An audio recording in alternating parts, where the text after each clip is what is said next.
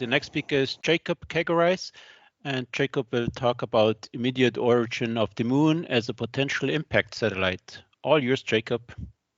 Thank you. Can everyone hear me and see the screen okay?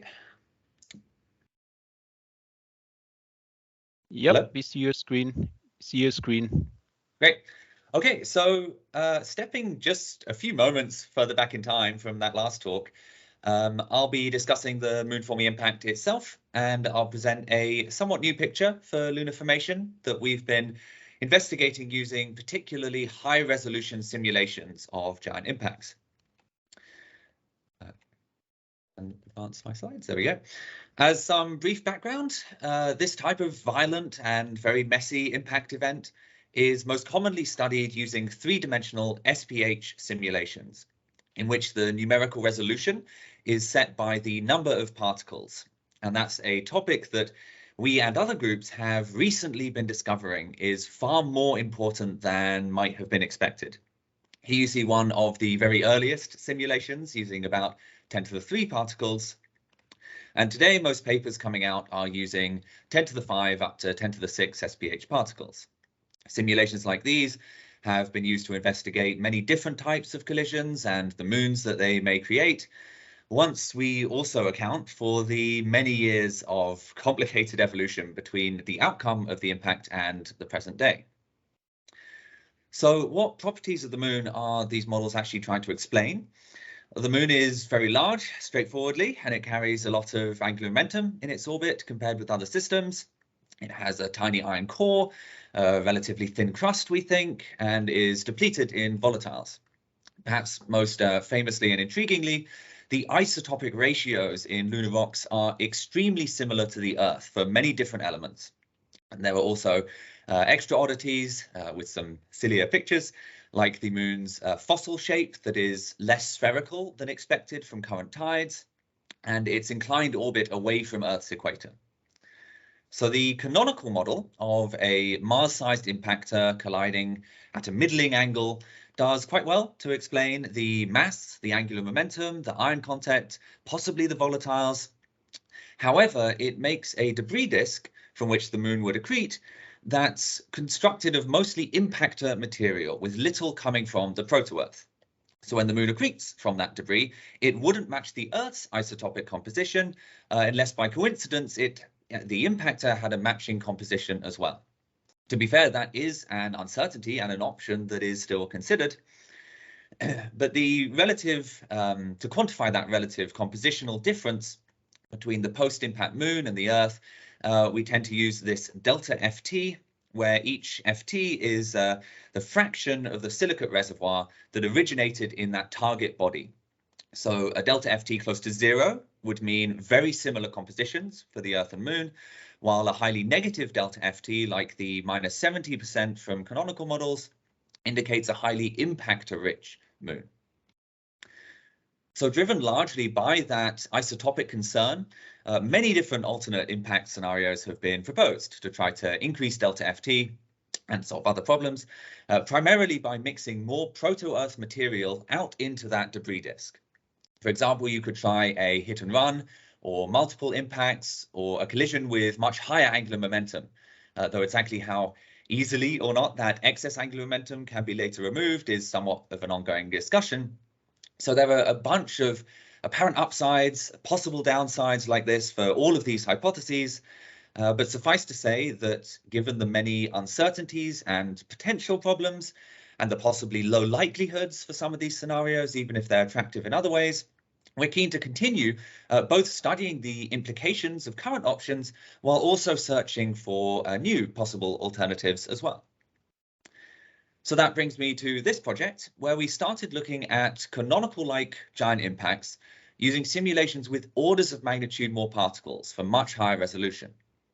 To our surprise, what emerged was a categorically different result at higher resolutions, up to and including 10 to the 8 SPH particles compared with the typical 10 to the 5 or 6, where a separated satellite consistently forms immediately after the start of the impact.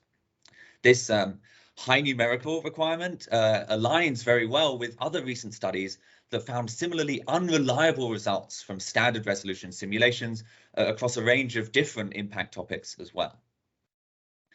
The more exciting part, though, aside from the numerics, is what happens next to that satellite. So here I've colored in purple the particles that will end up in that satellite, and in green for that inner remnant that falls back to re-impact the target. The black line shows the predicted orbit of the satellite, and as the satellite separates, that inner remnant torques it forwards, transferring angular momentum outwards and slingshotting it onto a much wider orbit. To see that in motion, here now is a sped up animation of the simulation data I've now rendered in 3D. Here we can see that satellite starting to form and getting launched out into orbit as that inner remnant falls back and sprays out into a slightly smallish disk. I should also note that everything you see is directly set by the simulation properties here, but of course the exact aesthetic mapping of densities, transparency, and so on are somewhat arbitrary, so we can see more than just a cloud. But I think it's nice to see this, get this 3D perspective on how violent these events are. In this particular example simulation, the resulting satellite we get is on an almost circular orbit with a mass quite similar to that of the moon and a high periapsis far outside the Roche limit, so safe from tidal disruption. For some other impacts, as we vary the angle, the speed, the initial spins, for example, of the two bodies, that early torque on the satellite can become not quite enough to place it onto an immediately stable orbit, and its initial periapsis may fall within the Roche limit. However, not only can a large portion of that satellite survive tidal disruption, the stripped material can itself again torque that satellite outwards, raising that initially low periapsis out onto a wider and safer orbit. I don't have time to show all the details here, but we find that this is a reliable and predictable process across a diverse variety of initial satellites. So this really does seem to be a mechanism by which moons can form immediately and at a significant distance.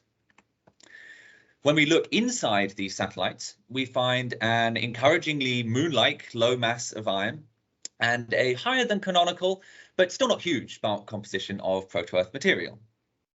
However, the distribution of that proto-Earth material consistently shows a strong gradient with radius. And we find that these satellites have outer layers, by which I mean a significant portion of their mass, not a thin film, that are more highly proto-Earth rich over a more impactor-rich deep interior. Now we can quickly get beyond the scope of this project itself, which focused on those dynamical aspects and the numerical issues and what we find from that. But it's then tempting to speculate about whether these otherwise rather compellingly moon-like satellites could also help to explain the isotopic similarity of the Earth and Moon and the other features that we want to explain. First, though, not only do we know little detail about the lunar interior, some recent sample analysis actually suggests that the inner moon's isotopes may actually match the Earth a bit less closely than the exterior.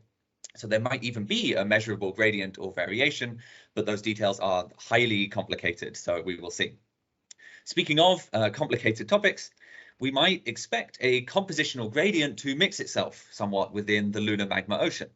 However, depending on the scenario here, we find that unlike most other scenarios, the deeper interiors of these satellites can be fully molten. They might be partial melt, but they can even be solid depending on the initial conditions, unlike previous scenarios from which we typically expect only fully molten moons. As a quick aside, that option of a somewhat less deep magma ocean might additionally be helpful for making the thin crust, some claim. And on a different note, it also matters how fully mixed or not the Earth's mantle would become through its later evolution for the isotopes that we measure. We can't measure the bulk Earth better than the bulk Moon, but still not perfectly. And it was recently also shown that a glancing hit and run impactor that then returns later around the Sun could also help with mixing quite significantly.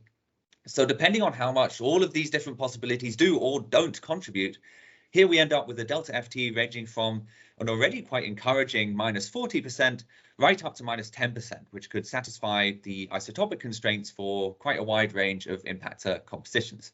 And again, bear in mind how uncertain we are about Theia, the impactor's initial composition in the first place. So this immediate satellite scenario also opens up new options for the moon's initial orbit, being much wider, circular, or eccentric, as you saw, and also potentially inclined instead of previously only close in and equatorial. On that note, this figure is from a separate project in which we're finding how both debris disks and satellites can be inclined, can be mutually tilted by over 45 degrees away from the planet's spin equator, as briefly illustrated by these examples where the angular momentum shown by those arrows of the post-impact planet is upwards as it's spinning, and we're viewing this disk edge on. But instead of spending more time on that or speculating about the wider implications of all these new options that we're finding might be worth considering, I'll simply re-emphasize how many big questions remain for connecting the outputs of all lunar formation models, including what I've shown here, to the actual present-day observations. So in summary, we find that really high resolutions are required to converge on the outcomes of this kind of giant impact. These collisions can readily produce orbiting satellites with compellingly right lunar mass and angular momentum, or in fact can produce a whole range of angular momenta in different scenarios, and may help to explain the composition and other lunar mysteries from this somewhat simpler and single stage starting point for the moon's evolution, with some new options also for its internal properties and orbit. I'll look forward to any questions here or by email, of course, in the chat, and thanks for listening. Thank you, Jacob. Really interesting and excellent talk. So, are there any questions for Jacob?